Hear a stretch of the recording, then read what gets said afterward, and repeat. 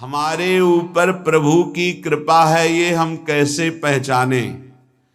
ये 8 लक्षण प्रकट होने लगते हैं जिसके ऊपर प्रभु की कृपा होती है। हमारे ऊपर प्रभु की कृपा है ये हम कैसे पहचाने, तो ये 8 लक्षण प्रकट होने लगते हैं जिस पर हरिजू की प्रियाजू की कृपा है। पहला, घोर अपराध करने वाले के प्रति भी दया की भावना, शांति पहला लक्षण है। भाव में भी पहले शांत भाव है। हमारे ऊपर श्री हरिजू की कृपा है, इसकी पहचान ये 8 लक्षण। पहला, शांति, अर्थात घोर अपराधी के प्रति भी गुस्सा ना क्षमा करना, ये हरि की कृपा का लक्षण है।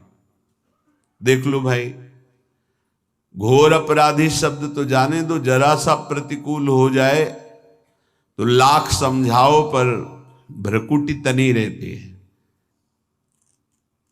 भला ऐसा है? अपराधी पर भी क्षमा का भाव होना, ये हरि कृपा पात्र में ही होगा, अन्य में नहीं। तो अगर अपने हृदय में ऐसा लगे कि ऐसा नहीं है तो हरिजू से प्रार्थना करनी चाहिए कि कृपा करो, मेरे में सामर्थ्य आवे। दूसरा, अनुसूया, वो किसी भी के प्रति कभी भी कोई दोष दर्शन ही नहीं करेगा। दोष कथन, दोष श्रवण की तो बात जाने दो।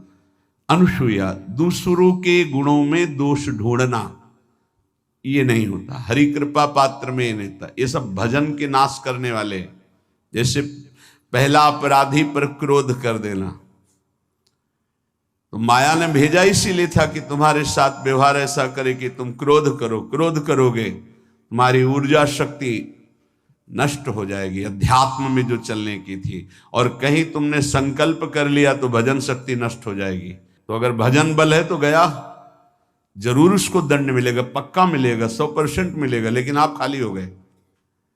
ना भजन करने की वृत्ति रहेगी और ना भजन रहेगा, दोनों बात। अनुसूया, किसी के सद्गुणों में दोष देखना, गुणों में दोष ढूंढना, ये हरि कृपा पात्र में नहीं होता। ये बहुत मंगलमयी बातें हैं जिससे हमारा भजन मार्ग पुष्ट होता है। तीसरा, वो बाहर से और भीतर से पवित्र रहता है, हरि कृपा पात्र। शौचाचार का ज्ञान होना चाहिए, वस्त्र आपके पवित्र होने चाहिए, ये बाहरी जल रज आदि के द्वारा बाहरी पवित्रता। और निष्कपटता, निश्चलता, सत्य भाव, ये अंदर की पवित्रता है। अगर कपट है, छल है, असत्य है तो हृदय मलिन रहता है। भीतर और बाहर से पवित्र रहना, इसमें खास बात क्या है? भीतर और बाहर से पवित्र रहने में, भीतर और बाहर से सदैव पवित्र कौन रह सकता है? तो बोले जो पुंडरीकाक्ष भगवान श्री हरि का, प्रियाजू का स्मरण करता रहता है, वो शवायाभ्यंतर शुचि, वो बाह्य और अभ्यंतर दोनों से पावन रहता है। तीसरी जो कृपा का लक्षण है, अर्थात वो सदैव भगवत चिंतन परायण, शौचाचार का पालन करने वाला, बाहर और भीतर से हरि कृपा पात्र पवित्र रहता है। चौथा, ऐसे कार्यों का अनुष्ठान न करे जिनमें हमारा भजन छूटता है, जिनमें सत्य छूटता है, जिनमें भगवत भाव छूटता है। जैसे आपके ऊपर कृपा हुई, आप भगवत मार्ग में चल रहे हैं, अब आप ऐसे संसारिक कार्यों का अनुष्ठान कर रहे हैं जिनमें आपकी चित्तवृत्ति बिल्कुल भगवत विमुख हो रही, तो जीवन का लाभ क्या होगा? लाभ तो है भगवत स्मरण सहित। जैसे कल एक ने प्रश्न किया कि मैं खाता तो नहीं हूं लेकिन मांस की दुकान में मांस बेचता हूं, होटल आदमी, क्या उचित है? ये उचित कैसे हो सकता है? तुम और भी तो व्यापार कर सकते हो। जरूरी है धर्म का पालन करने की इच्छा करते हो, धर्म आचरण करते हो, ऐसा नहीं। तो विरत बहुकर्मा, उन कर्मों से हमें विरत रहना है जो हमारे धर्म के विरुद्ध है, जो भजन के विरुद्ध है। हरि कृपा पात्र ऐसे कर्मों का अनुष्ठान कर ही नहीं सकता। अपने भजन का फल देखना भगवत कृपा पात्र के, सबको प्रदान कर देना। हिम्मत है? अपने भजन, इतनी मेहनत से किया हुआ भजन, भजन होने के बाद हे प्रभु इस भजन का फल हो, सर्वे भवन्तु सुखिना सर्वे सन्तु निरामयः। यहां तो कहते महाराज एक माला रोज आपके लिए करता हूं कि आपकी बीमारी ठीक रहे, तो शेष किसके लिए करते हो प्रभु?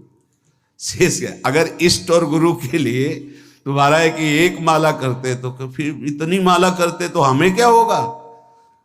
सब आपको दे देंगे तो हमें क्या होगा? तभी भजन का रहस्य नहीं जाना। छठवां, अपने भजन से अपने लिए कुछ भी ना चाहना, और दूसरों की तो बात जाने दो, दूसरों से कुछ ना चाहना ये तो ठीक है, अपने भजन से अपने लिए कुछ ना चाहना है हिम्मत। देखो ये हरि कृपा पात्र में हिम्मत होती है। अपना भजन अपने प्रयोग में ना लाना, इसका भी आंतरिक रहस्य है। अपने प्रयोग में आप शरीर को लेकर के बोलेंगे, अगर स्वरूप को लेकर तो प्रयोग की कोई वहां जरूरत ही नहीं, स्वरूप पूर्ण काम है, वहां कोई अभाव नहीं। जब आप कोई भाव अपने लिए करेंगे तो देह भाव होगा, देह भाव से किसी विषय की मांग होगी। विषय पूर्ति भजन का फल नहीं होता, भजन का फल होता विषय निवृत्ति। बहुत जोर की बात है, कैसे समझ में आए? अपने भजन का भी फल अपने लिए नहीं, दूसरों से कुछ चाह रखना तो बात ही जाने दो, भजन से भी कोई अन्य सुख की चाह नहीं हुई। क्या चाहिए? भजन ही बनता रहे, भजन का फल भजन बनता रहे, खूब निरंतर जप करते रहे। सातवां, किसी भी मान सम्मान कीर्ति पद प्रतिष्ठा के मिलने पर हृदय का असंतुष्ट हो जाना, यह हरि कृपा पात्र का लक्षण होता है। प्रणाम नमस्कार जय हो तो हृदय में असंतुष्ट हो जाना चाहिए। कोई किंचन मात्र अभिमान न उदय हो जाए। प्रभु बचाओ, ये माया की चकाचौंध से बचा लो नाथ। कौन सा अपराध बन गया कि आपकी जय की जगह यहां हमको ऐसा सुनना पड़े। मान प्रतिष्ठा कीर्ति जिसके लिए बड़े बड़े लालायित रहते, हरि कृपा पात्र को विष की तरह चुभती है। और आठवां, किसी भी प्राणी समुदाय से संबंध ना रखते हुए सब पर दया की भावना, सब पर कृपा की भावना, सब पर करुणा मैत्री पर किसी से ममता नहीं। ये सूत्र बहुत व्यवहार में प्रयोग करने योग्य है। सबसे करुणा और मैत्री पर किसी से ममता नहीं।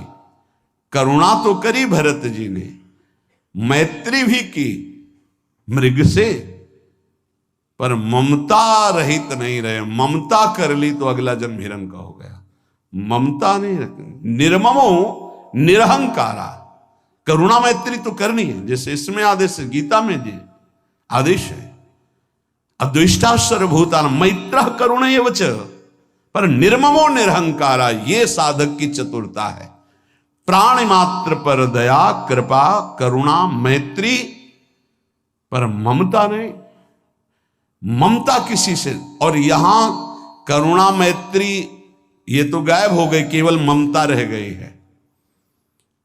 अपने शरीर से ममता, शरीर संबंधियों से ममता, विषय भोगों से ममता, यही जहर है। संबंध में ये ममता ही जहर है, विचारों में अहंकार जहर है, कर्मों में ये आसक्ति जहर है। इसी जहर को मिटा दे तो जीवन मुक्त महापुरुष कर्म करते हुए, विषय सेवन करते हुए, वार्ता करते हुए, विचार करते हुए, बिल्कुल जहर रहित उसका जीवन हो गया। तो ये 8 बातें हरि कृपा पात्र में होती हैं, इनको बार बार सुनना, हृदय में धारण करना।